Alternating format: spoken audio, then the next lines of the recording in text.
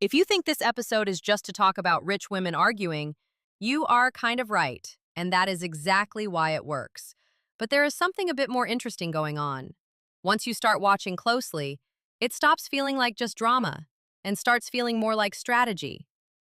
Who interrupts? Who stays calm? Who gets louder? Who gets ignored? And somehow, every one of those things shifts the power in the room and keeps us, the viewers, wanting more. Hello, welcome back to Smart AF, the show where we cut through the noise and give you the facts straight up. I have been watching this show for years. And no, I did not start watching it to study human behavior. I was just curious and I got hooked. And after watching this week's episode of season 15, I caught myself overthinking it. Like, why am I this invested? So here I am, making a whole video about it, and because clearly I do not have anyone else to talk about this with. Anyway, in my opinion, this show has everything. The drama, messy. The gossip, super juicy. But that is not even the best part. The reactions are. Who backs who? Who suddenly goes quiet? Who jumps in right on cue? And somehow, it always feels perfectly timed. And then you start noticing how they talk and behave about friendship. They say they love each other all the time. But when something real happens, they do not hear it from each other. They hear it from the tabloids, divorces, cheating, dating, life-changing things, not from a friend, from the press. Think about Denise Richards. The issue was not just the allegation about her and Brandy, it became about who brought it up, who repeated it, and why it was being said on camera. Because sometimes it is not even about the truth. It is about who gets to control the story. And with Erika, when things got serious, the tone changed fast. It stopped being "what happened" and became "she should have known." And suddenly everyone is a detective. That is not really friendship built on trust. That feels more like proximity, access, image. And loyalty? One season they are inseparable, the next they are exposing each other. Look at ex-besties Kyle and Lisa Vanderpump. Years of friendship, gone over one situation and one refusal to align. So loyalty here is not unconditional. It is negotiable, moment by moment. If you are not on the same side, you become the problem. Looking at you, Dorit. And then there is something a bit quieter, but very obvious once you see it. Fear. Some people get challenged directly, others get handled very gently. Watch how different cast members approach Erika or Kathy. The tone softens, the questions get careful. That is not kindness, that is hierarchy. In every group, there are people you confront and people you absolutely do not. And then there is access, because sometimes who you are connected to matters just as much as what you have. Being close to someone powerful, that is currency. You can feel it around people like Kathy or Diana.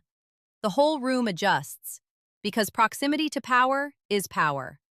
And in that environment, relationships are not just personal, they are strategic. Sometimes just being in the same room is the win. And then we have the lifestyle, the trips, the houses, the private jets. Yes, it is a produced show, edited, shaped, designed to keep us watching and making us just a little bit jealous. But let's not pretend they are not playing the game too. Attention, relevance, visibility. In that world, that turns into money. So you are not just watching a lifestyle, you are watching a performance of a lifestyle. Because status is not just about what you have, it is about what you show. And when image becomes currency, perception starts doing a lot of heavy lifting. And over time, you are not just watching who someone is, you are watching who they need to be. Even the glam, full face of makeup for a casual dinner, that is not just getting ready, that is part of the job. And when conflict happens, it is rarely clean. I do not recall. That is not what I said. You misunderstood me. And then suddenly, in the reunion episode, memories are fully restored. Hello, cameras filmed you when you say that. And even with all the obvious fakeness right in front of me, I still watch. Not because it is deep, but because it feels real enough that you get pulled in without trying. You are not just watching, you are judging. Who is fake? Who is overreacting? Who you would trust? And then you catch yourself thinking, wait, would I have said that? Why did she lie in front of the cameras? Would that have worked? Why did that backfire so badly? It is like your brain turns it into a little simulation. Low stakes, but still weirdly intense. And when you add money and status into it, everything gets sharper. Because now it is not just about friendship. It is about who has influence, who can afford to walk away, who actually needs the group. Some people push harder, some people hold back. Some people stay calm in a way that feels very controlled, and others get louder and somehow lose. And that is when it stops looking like chaos. Because it is not just emotions flying around. There is something else going on. People testing each other, protecting their position, not reading the room and wanting to stir drama. Honestly, that is probably why it is so easy to get invested. Because it looks like friendship, but it does not behave like normal friendship. It feels more like social chess. And once you start seeing it like that, you cannot really unsee it. I know it is edited. I know it is a bit ridiculous and fake, but I will absolutely be watching the next episode. I am curious, are you watching for the drama, or are you low-key judging everyone? That is it for today's episode of Smart AF. And remember, making informed decisions is your right, so before you believe the hype, get Smart AF. See you soon! Thanks for listening. If you know someone who needs this info, please share this video with them. If you found this interesting, a thumbs up and subscribe would mean a lot.